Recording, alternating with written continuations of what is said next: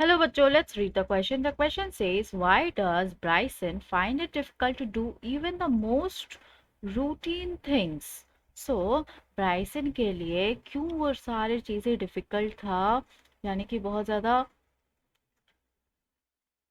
कठिन था वो सारी चीजें जो हम प्रतिदिन करते हैं, right?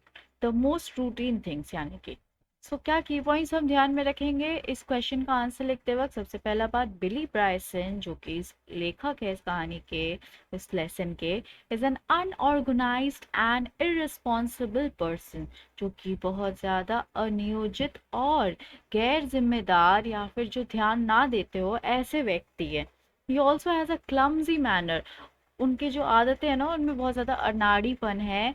Making it challenging for him to complete even the most basic task, और यही उनके लिए बहुत ज़्यादा कठिन कर देता है, चैलेंजिंग कर देता है, डिफ़िकल्ट कर देता है उन सारे कामों को भी करने में जो बहुत आसान होते हैं और जो हम डेली लाइफ में करते हैं, उन कामों को भी वो कंप्लीट नहीं कर पाते हैं, है ना, पूरा नहीं कर पाते हैं अच्छे से।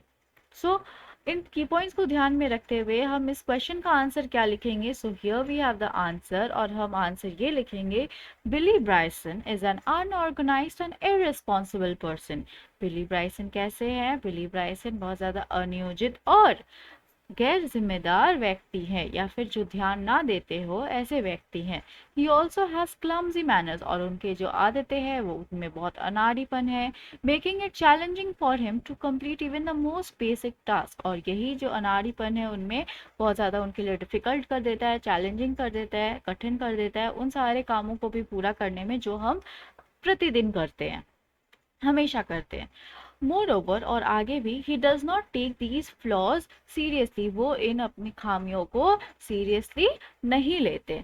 ही मेक्स फन ऑफ हिमसेल्फ, वो खुद का मजाक खुद उड़ाते हैं। And does not even try to correct his mistakes, और कोशिश भी नहीं करते अपनी गलतियों को सुधारने के लिए। So let's frame the answer now. Billy Bryson is an unorganised and irresponsible person. He also has clumsy manners, making it challenging for him to complete even the most basic tasks. Moreover, he does not take these flaws seriously. He makes fun of himself and does not even try to correct his mistakes. I hope you understood it well. Thank you. Best of luck.